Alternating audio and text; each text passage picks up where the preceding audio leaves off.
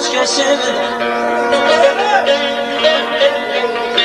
Mehtanı yarmayı könlüm hiç kesildi. Ayxana bakıştım senden sabahım.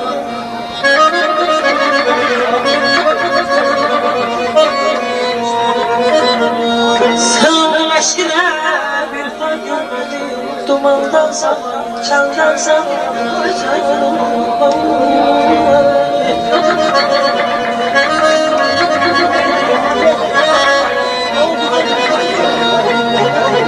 Qaytar eşkə basır, çalan gönleri.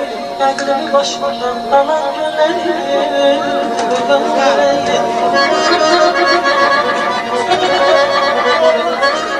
Ömürden saymıram kalan günleri. Oduna yandığım günden sonra.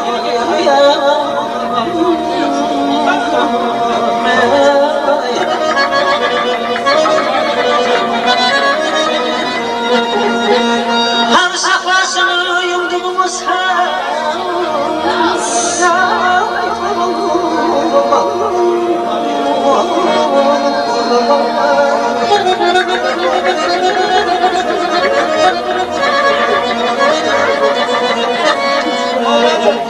hani sadasını yumduğumuz ses eşkə düşməyərlər. Dərdimi bilməm terk etdi rasmi demədim mi bəs. Yoxdur bir kimsəsin məndən safım.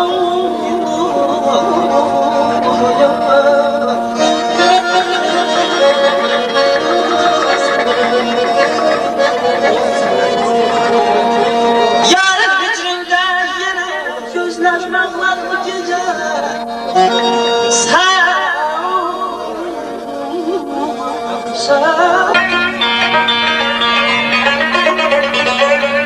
Gözlərimdən yuxunu qarət ediblər yoxsa qalar vaxtdan edib məni bilgər bir gecə.